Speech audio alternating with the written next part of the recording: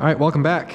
In our previous video, we attached the top, and now we're ready to put a decorative edge around the outside of the top with a router. If you're just joining this series, you may notice that my project may look a little skinnier than yours. That's perfectly fine. For this video, since I'm making one, I'm gonna put it in my house. I kind of know exactly where I want to put it, and I need a slightly narrower one. So that doesn't change anything that you guys are doing. It's the same exact pieces, same process, everything. I just made a couple of parts a little shorter. So keep following your instructions, keep following your dimensions. Just don't be surprised if mine looks a little distorted compared to yours. Okay, back to the router. You do have a couple of options for what kind of edge you want to put on there. You know, you can look at some of the examples and stuff that I have in class in the room, but I'm gonna go with a round over, so just a simple round. This is the bit. Now, even with the round bit, you do have two options. You can do like a step down and then a round, or just a smooth round over. So I'm going with a smooth round over. I do have, like, you know, the Roman edge, and you know, you guys use that 45-degree chamfer in basic, and some people can, and I do actually have a couple different diameters of rounds, a really tiny one, and then this one, then one that's even bigger than this one. So as far as setting it, because I want mine to be flush, I don't want that step down. I'm looking here, I'm not sure if my camera angle is going to do it justice, but I'm getting my eye right here level with the plane, and I'm seeing that just come flush there. So I'm going to give that a shot on a piece of scrap here and see how that looks before I bring it to my actual project. So I'm going to start with it off the board, turn it on, into the board.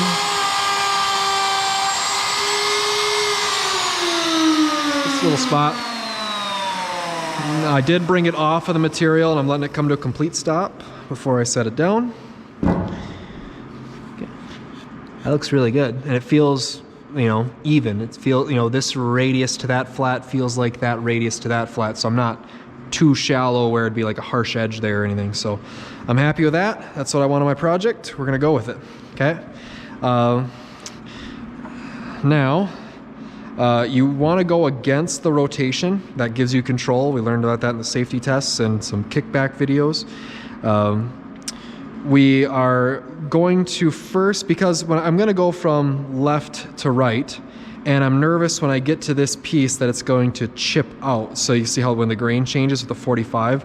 So I'm actually going to start here. I'm going to slowly take a few bites, and then I'm going to get that part done, and then I'll start from about here and then go across. So again, watch my technique, watch how, you know, I'll try to get a decent camera angle for you by squatting down here a little bit. But again, just kind of watch how I keep the cutter off the part until it's up to speed, and how I make multiple passes and keeping the plate level with the board and everything.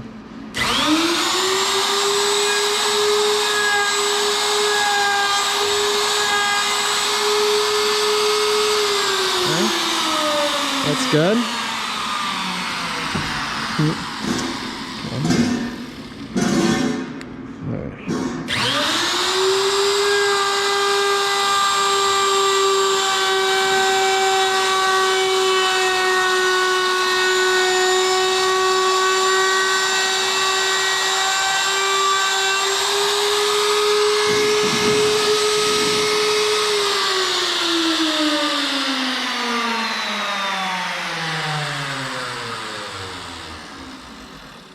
Wait for that to come to a complete stop. There we go. Okay, so that turned out good. If you go too fast, you'll start hearing splintering sounds, and that won't look good on your project. If you go too slow, you'll start to burn it. My oak has a little bit of some,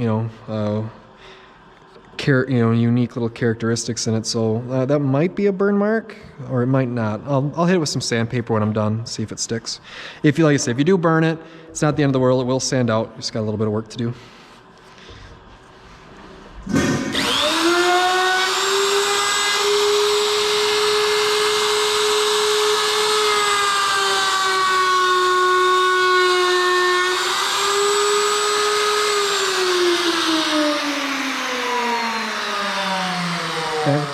Notice, like I said, I do not like that router.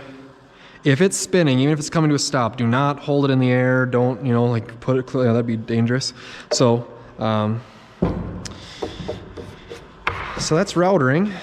Notice how I did have the project clamped to the table to keep it from drifting as I'm putting pressure of that bearing up against the part. So I still have these two sides to do. So that's pretty easy enough. Spin it around.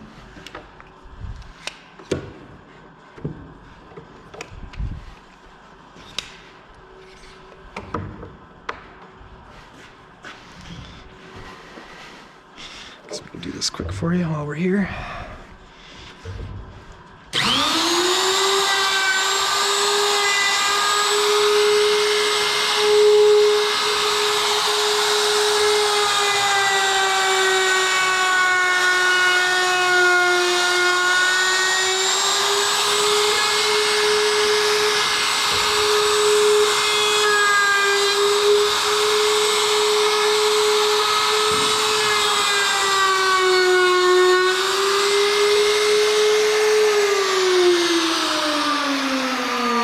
Okay. This is a messy part of your project. Okay, so I did go pretty quick. I don't think you quite have to go that blazing fast. I was just doing it for the sake of the video. And that cutter on that bit is pretty much brand new, so I'm getting away with going fast. If a bit gets dull, it'll chip easier, especially when you go fast, to the point where you might have to take multiple passes where the bearing doesn't quite rest up against here. You'll intentionally hold it off, and so it takes a light pass and then you can go take a full pass. So with the decorative like Roman edge, it could be that way as well, where you just want to take your time with that more intricate. It could chip easier. So we'll give it a once over with some sandpaper. You know, if you got any burn marks, like I said, to me that with that red hue, that kind of looks just like it's part of the wood there. I don't think that was a burn mark. Anyway, but yeah, that was easy enough. Went well. We kind of just got a couple more steps here before we're ready to start putting on the stain, start the finishing process. We need to break some edges. There's some sharp edges here, so I'll teach you how to do that. And then I want to fill some cracks and some nail holes. I need to level it out first. If there's a little bit of wobble to the project, we'll fix that. So just kind of that last little touch-up stuff. We'll do a quick video on that, and then I'll show you how to stain.